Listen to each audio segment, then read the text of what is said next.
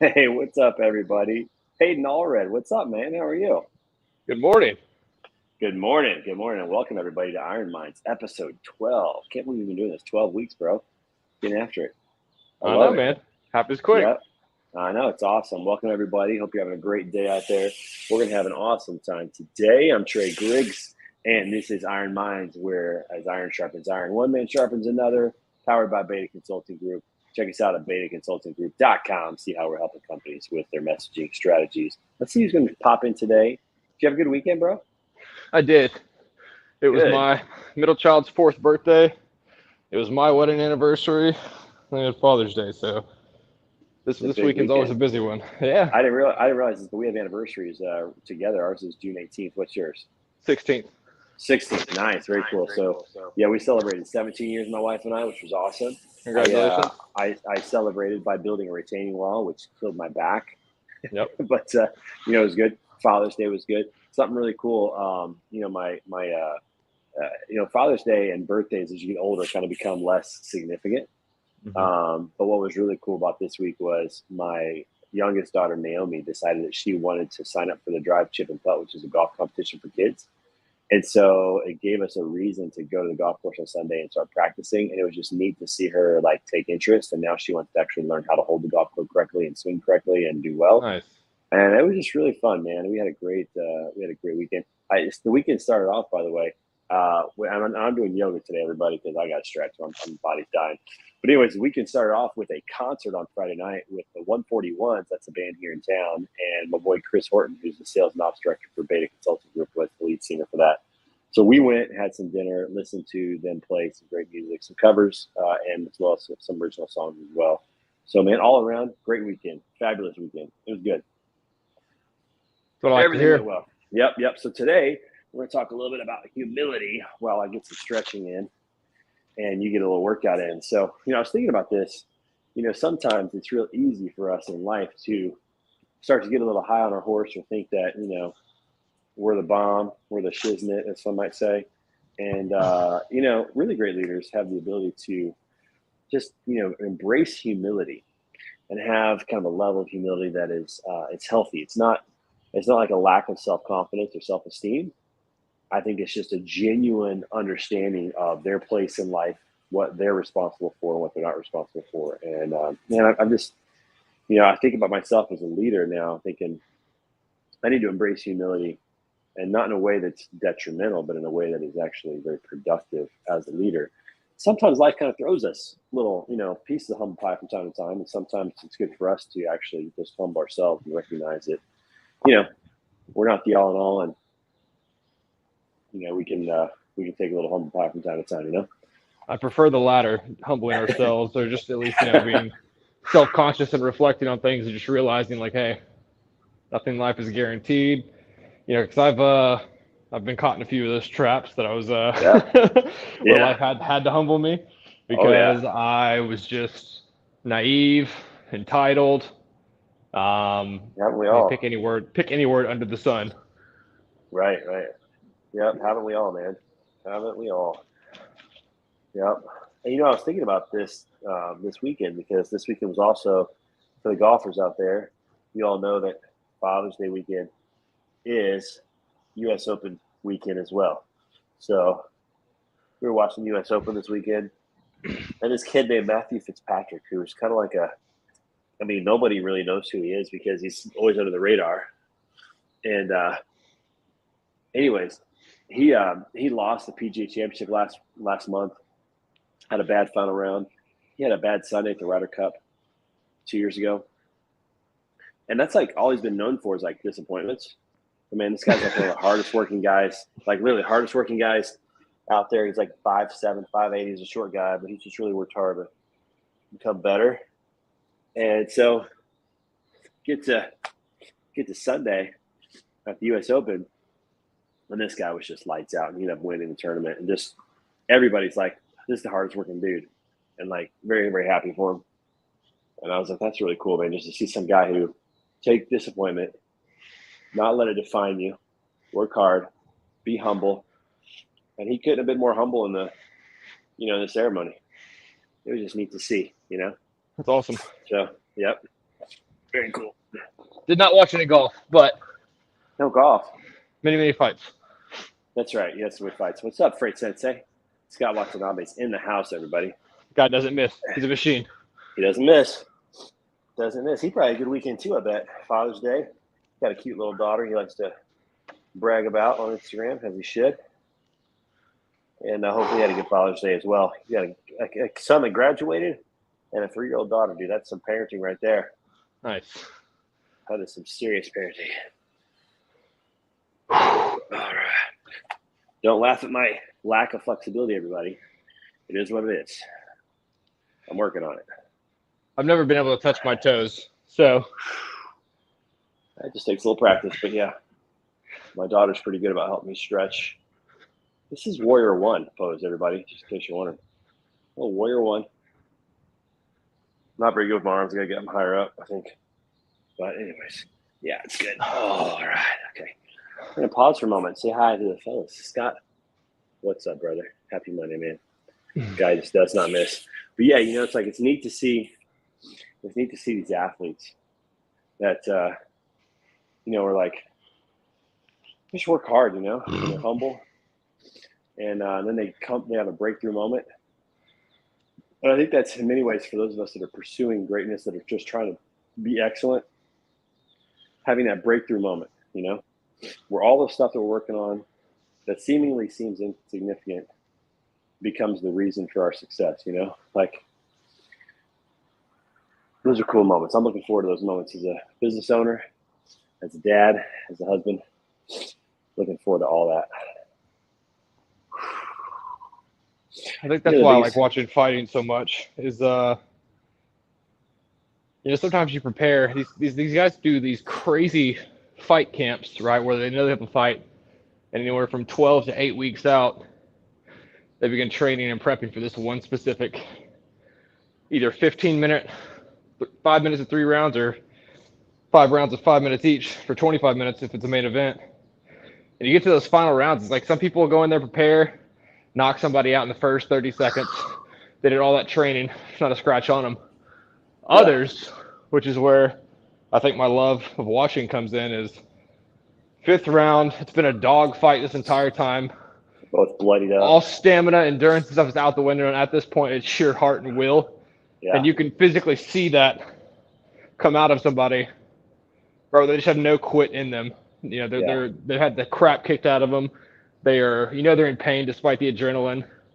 Legs are chopped up. They're not working well, but they refuse to quit. And witnessing that come out, I think, is why I like watching it so much. Yeah. It's a spectacle for sure. It's something to revere. How often does somebody get an actual knockout in the 5th round versus just the win? Pretty often. Because the other guy just gets tired. It could be a knockout. It could be a TKO to where they're unable to respond to defend themselves. Yeah. Or they get flurried, charged, and then knocked down from a combo or something, then submitted. It could be a number of things, but it's always interesting to see him go that far, especially when it's been a close fight, just a back and forth the entire time. Yeah. I'm going to have to start watching some fights, but the truth is I don't want to watch them by myself, dude. I need to watch somebody who knows what I'm doing. So I'm going to have to stream a fight one night. Might have to. Do a fight night stream so I can learn a little bit. Which should be good. It's very interesting. All right. How's my form? Are there any yoga people out there? How is the form? Oh, dude, I could not tell you. From where I'm standing, it looks like you're doing yoga, though. I know that. Warrior 1. Yeah. Warrior 2. Right here. What's up, everybody? Someone else is in the comments, too. I'm going to check here in just a minute. I ran 3 miles yesterday in 100-plus heat. Dude, I saw that, man. You're an animal. You're going to have to love it. I have not gotten back into walking yet. I'm going to have to, or to running yet. I'm going to walk with my wife. Ooh, Scott's still there. Like some old Guida fights. I don't know who Guida is. Clay Guida? I bet Hayden does. Must be referring to Clay Guida. Could be. What's crazy is that if you stretch right, like if you stretch right with yoga, you'll be sweating by the time Oh, you're done. it's a butt whooping. It ain't easy. Just forcing your body to hold these poses, and it's so inflexible. But that's all right. I'm getting there. We're getting there. Yeah, we're going to have to stream some fight nights, dude, because I have no idea what I'm talking about, what I'm watching. They do such a good job commentating now about getting the angles, and they have pro fighters that are either still current or recently retired at the top of the level commentating. So they do a really good job of breaking down and really explaining what's going on. Kind of the same in the same way a play-by-play would happen in football, golf, basketball, right? They're just trying to break it down and articulate it into terms that are simple to understand for even just a casual fan. Yep. Or a newcomer. Little downward dog here working the calves. Yeah, it'd be fun to watch and just gain a deeper level of respect for the sport. It's not one that I think I would ever want to participate in because I'm just not a fan of getting knocked out. I don't think I can knock someone else out. That's not that I ever would, but I don't think I'd be good enough. But you know what I'm saying? It's definitely one of those jobs you don't want to have a bad day at the office. For real.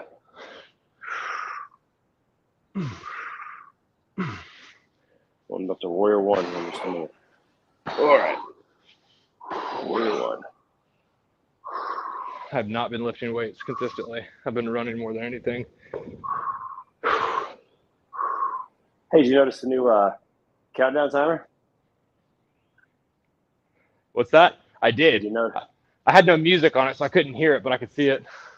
Yeah, we're getting more professional here. The production value is stepping up, huh? It is stepping up, huh? Better believe it is. Yep. We'll probably release that as a highlight film as well, which will be great. Okay. So anyone out there that's thinking about doing yoga, by the way, one of the best yoga workouts I've ever experienced is P90X. P90X is fourth day. Day 4 of week 1 is yoga. And man, it's a good workout. It's a really good workout. The production value is getting better. Everything's kind of getting better. I'm going to turn the other way this time, see what this way looks like for everybody. All right. I got to get back to doing dips. That used to be my favorite workout. I love dips too. Those are fun. I don't have a dip bar. I wish I did. I've got a chair, but I'm going to get to Warrior 3 here. I'm going to get some progression here. Do Warrior 3, just reaching back. Yeah, but P90X yoga is no joke. A little flat back here, kind of flat back. So it's interesting, man. Your body, if it's not used to doing a certain set of movements or being under a certain stimulus, it's going to be hard. Yeah. It's like I tell people they don't have a gym membership, they want to get back in shape, they don't know where to begin. I'm like, dude, do anything with body weights, push-ups, air squats, like anything. It's going to wear you out. Yeah. Your muscles are not used to firing in that manner. Start there. Yeah. Start slow. You know, it's great, man. My daughters don't play sports. Not a lot of sports. One of them dances a little bit, but that's about it. And, you know, they're just not they just haven't been in team sports. We tried them. They weren't fun. They weren't fans. But because of that, their physical activity has been limited. And, you know, as a parent, we're kind of a little concerned. You know, we want them to have some good habits, but we also don't want to force them into it to where it's like it's our thing and not theirs. Right. So we've been praying about it. We've just been encouraging them and praying about it. And then my oldest daughter has a friend who runs cross country. And they went to run cross country one day with my daughter. She went with her to practice one day. And after that, she's been like working out every day. That's awesome. And it was like she just needed that stimulus, I guess. And, you know, for it to be someone that's like, oh, my friends do this. This is cool. It's not just mom and dad. Right. And so we're very excited about that. That's great. Yeah, it's tough sometimes for kids to do stuff with their parents because it does feel like maybe you're projecting onto them, even though that may not be the case. They might feel that way. So if they find their peers doing something, you gotta get that tribalism. Yep. So true. It's like the Tough Mudders, man. It's coming up. Tough Mudder coming up. We got people signing up. I don't know about that Dallas Spartan race this weekend. I probably would have done that for Father's Day. Yeah, that's pretty cool, actually. Aaron Dunn, shout out. Trucking for Millennials. Aaron Dunn completed it. Kudos to him on that. I'm going to go right into this next one. Stay on here. Yeah, my boy Aaron Dunn from great podcast, Trucking for Millennials. He completed it. Saw that on LinkedIn. Oh, downward dog here. I haven't done leg raises in forever. Ow. I'm not even sure what you're doing over there, but it sounds like you're getting after it, which is great. Here we go. It's the only bad thing about being tall. Like stuff like leg raises, it's just your legs are out there. It's a lot to move. Yeah. You know what's crazy about yoga is all the stabilizing muscles that you use.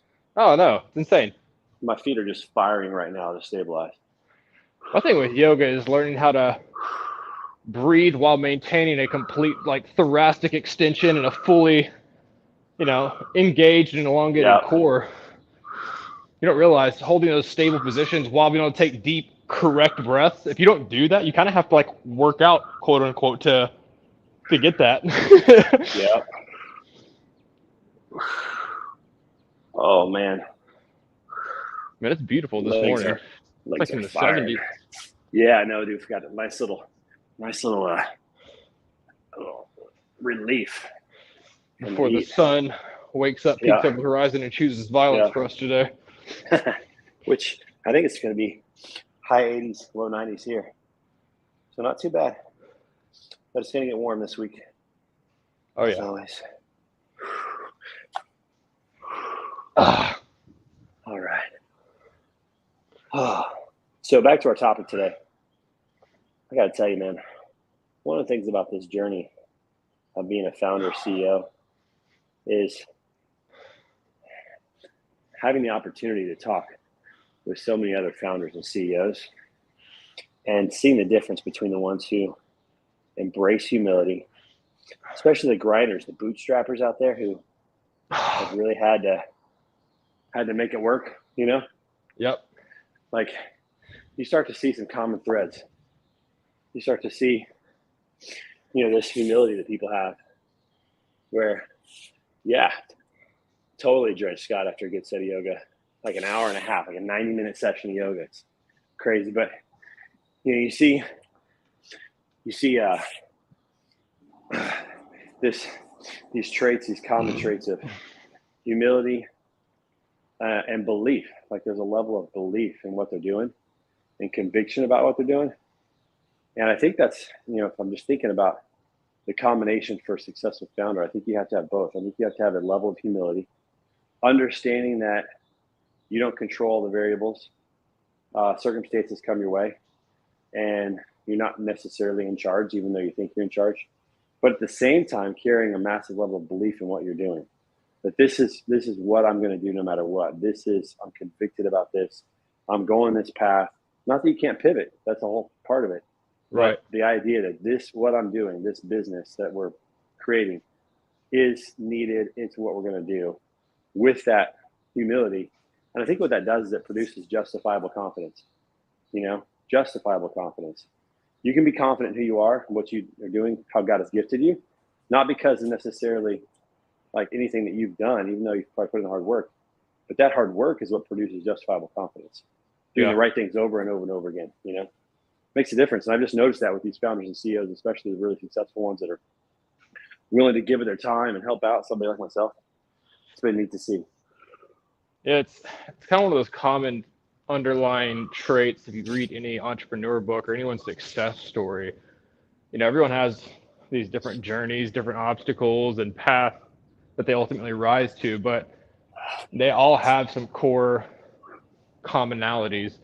One of them is it's that relentless self-belief, that conviction in whatever they are doing, and that they are willing to walk through fire over and over and over again until they do pass, because they just know that's their fate, their destiny, and they refuse. It's just failing until you succeed, which is, as cliche as all those sayings are, it's about true. as simple and true as it is. It's I think sometimes we forget that people got to where they are. We kind of put them up on a pedestal and assumed everything went right the first time. They waited until things were perfect, executed. It's that's not true.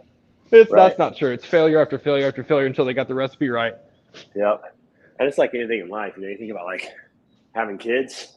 If you knew everything that went into being a parent, probably wouldn't have kids. But when you decide to have kids and you commit to that, and then things come up that you weren't ready for, you're ready to embrace that challenge. Yeah. It's kind of the same thing. Like, you knew all the things that went into owning a business and the faith journey that it really is on, in my opinion. Like, it's really been a faith journey for me. Like, if you knew all the things that you go through, you might not choose to go through it, but because you committed to it and you go through it, you learn a ton. Choose your hard. Yeah. All right. Now I'm going to start doing some of the stretches that I'm terrible at, everybody. So this one's terrible for me. Reaching back up. Oh, goodness. That's quite the turn. I'm not even flexible, but man, it hurts.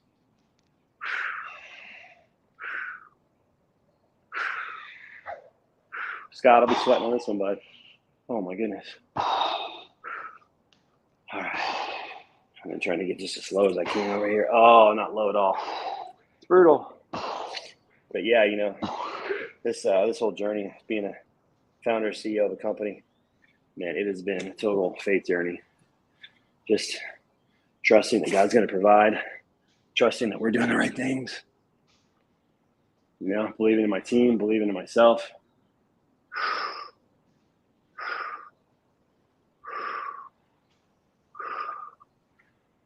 Oh, it's been good. And here's something that's true. I learned this in sales, and you know this. I learned this in life early. You can't make anybody do anything, minus putting a gun to their head, and that's still even questionable. But you can't make anybody do anything. I learned this first when my daughter was like 2, and I put like broccoli on her plate, and she wouldn't eat it. And I'm thinking to myself, I can't make this 2-year-old do something. I cannot make her eat this broccoli. I could even put it in her mouth. But that doesn't mean she's going to eat it. Right. And if I can't make a 2-year-old eat broccoli, I can't make anyone do anything. Yep. And so the simplest thing is like selling something to someone, right? Like, you can't make anybody buy your stuff. You can't make them sign the paper. They have to choose to do it. And that's how you want it anyways. Like, that requires faith, man. I'm telling you, it's like just crazy. I think a big part of that too, which helps, something that I constantly have to remind myself on and reevaluate, is like managing. The biggest thing in sales is managing expectations, but the one often forgot about is managing our own. Yep. And I have to remind myself these things because I have these expectations for my children. I have an expectation on how they should behave, and when they don't, I'm frustrated, I'm irritated, I'm getting flustered. It comes off in how I communicate. And I realize, like, at the end of the day, that's my fault because they are children.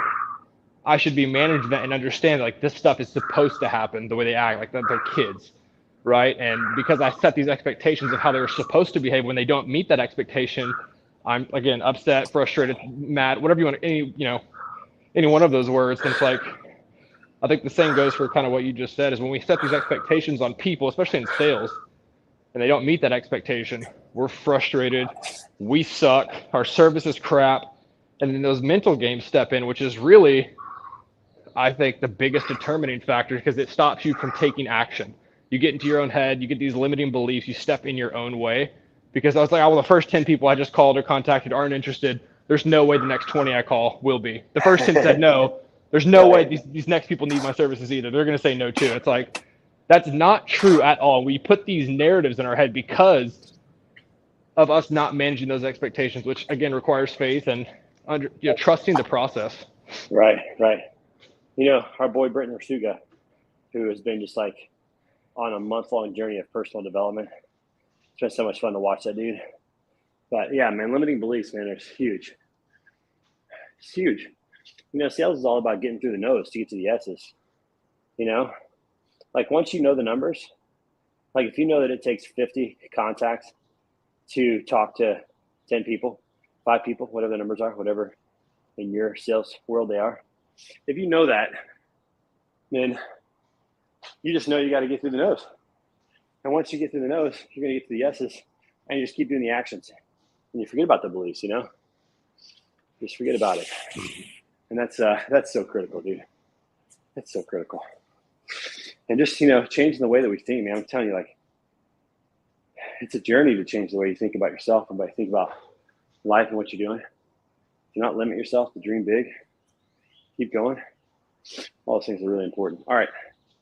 I'm going to do some twists. I got to do some twists here. This is good for golf. Good for my golf game. My body's exhausted from running. Yeah. I haven't been giving myself much recovery time. I might need to factor that in. I kind of just run because it becomes it's habit now, and I kind of enjoy doing it. But then if I did sprints or something the day before, then I'll let myself rest, and then I kind of have a crappy run, or I feel like I'm dragging or I'm carrying an extra 20 pounds, and I'm having to just fight through it. Think about what you just said. It's become a habit, and you love it. How cool is that? It's weird, huh? 4 months ago, you weren't running at all. You couldn't have paid me to run. I'd have been like, who's chasing me? Like, why am I running? What's coming after me? Nothing. You're just going to go run. Like, oh, yeah. Hard pass. Hard pass. No thanks. I'll jump rope, which I haven't done really at all. This morning, warming up was about the first time I've done it in probably a couple of months. That used to be all I did religiously was jump rope and lift weights. Now I started running. I haven't touched a rope. Jump rope's good for warm-up, man. Good for those little muscles firing. Great, man. I enjoy doing it. Yeah. Okay. I need to put an actual routine together that I stick to. I'd like to say I train, but I don't because I don't really ever have any format or a goal in mind. I just work out. Yeah. It's like my only me time right now in my life. Yeah. I hate it, man. You work from home, so does your wife. You have 3 kids. Your schedules are so busy. It's like I don't have those days anymore where I go, at least not at this specific time, moment of time where I can go spend 20 hours in one weekend on the water fishing. Or I don't have too many hobbies that I really dive into. That's my main one, but it's been so long. It's like trying to just get that me time in. Yep. Oh, I like that. Scott says, next opportunity. He also says his body won't run. Ran in the Army, told him to. I bet you don't like running when the Army tells you to run. I'll get you running again, Scott. That body does run. Come on, that's Scott. what it's designed Let's to do. go, buddy. Yep, come on, buddy. You need to get him involved in the Tough Mudders, man. You got 3 months, man. Wait, what is today? It's June 20th? Yep. And we're going October 29th, so that's actually 4 months. June to July to August to September to October. We got 4 months. Scott, come on, buddy. I did it in a casual 3 weeks. You've got this. Yep. If you're in the military, I guarantee you were tougher than me, both physically and mentally. So. Yeah, 100% on that. I'm gonna do a little tree pose here. I actually like this. This is one of my favorite poses here. Hold the leg up, and then this number right here. Oh. You're looking crazy. Is if you look up, it actually helps you with your balance. Like look like you're reaching for some dot on the ceiling. Really helps you maintain your balance. Do you have a fixated point? You can see it moving when you're not steady. Does it help your equilibrium? It does. I'm literally focusing at a dot, an imaginary dot on my ceiling. Yep. After years, almost 2 decades of playing baseball, I don't think I'll ever lose balance on my right leg. This is just like a natural pitching position, just any given time. I don't drink, but if I did and made the stupid decision to get behind the wheel of a car and I had to pass this test, I'm pretty confident I could get it done under any circumstance. Yeah. Well, let's not do that though. Yeah, would never do that. Never need to do that. Yep. This pose for whatever is like my favorite. This is my Nirvana pose. I just love Nirvana pose. I love this pose. I don't know why. It just brings so much peace. Gotta hit that scorpion, that cheer. I can't. I don't have the flexibility, but yeah. You get that leg way up there. That's not bad. That's not bad. All right, so everybody, listen up. It's Monday. Get your mind right. Get your body right. Have a killer week. Keep in mind a couple things coming up. Iron Mind's Tough Mudder Charity Challenge, October 29th, to raise the money for ALS. I'd love for you guys to join us. It'd be great. Just go to toughmudder.com/Dallas. It's going to be in Granbury, Texas, October 29th. It's going to be an incredible event. We're going to have a lot of fun with that. But until next time, just remember, as iron sharpens iron, so one man sharpens another. Hayden, brother, get after it. Have a good day, buddy. You as well, brother. Y'all have a good one.